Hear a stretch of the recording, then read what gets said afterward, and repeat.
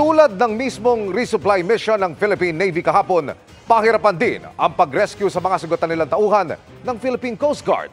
Ang mga tagpo mula sa pagresponde hanggang masundo sila, lalo ang mga sugatan, sa eksklusibong pagtutok ni Chino Gaston.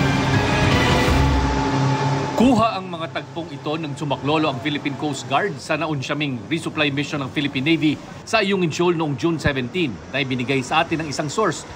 6:41 ng umaga nang malaman nilang inabort ang misyon dahil sa bigong pagpasok sa Ayungin Shoal at nasiraan ng makina ang isang Patrol Coastal Craft o PCC. Agad itong pinuntahan ng BRP Bagakay. Pero habang nire-recover ang sirang bangka, pinalibutan ang Bagakay ng China Coast Guard, Chinese Fishing Militia Vessel at maging ng helicopter. Dakong alas 8 ng umaga naman nang magtapat sa Bully Reef ang BRP Cabra ng Pilipinas at 3 Hubei-class missile boats ng Chinese Navy. Ayon sa PCG, nagsasagawa rin daw ito ng dangerous maneuvers laban sa kanilang barko. Sa mga oras na ito, nakatanggap naman ng radio message ang BRP Bagakay na sira ang 2 rigid hull inflatable boat na nagtangkang makapasok sa Ayungin Shoal. Butas-butas ito na tila pinagsasaksak ng datna ng PCG at hindi pa malinaw kung paano sila nakabalik sa Raja Sulaiman Reef. Wasak din ang mga bintana, ang navigation equipment, pati makina ng mga ito.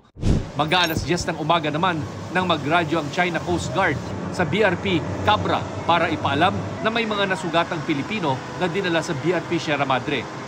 Ayon sa radio message ng China Coast Guard, papayagan daw ang PCG na kunin ang mga sugatang sundalo pero hanggang 8 lang ang sakay ng rubber boat na susundo at walang construction material na dadalhin. Nang magbaba ng rubber boat ang BRP Cabra para magpunta sa BRP Sierra Madre, binuntutan sila ng mga speedboat ng China Coast Guard at ng Hubei-class missile boat.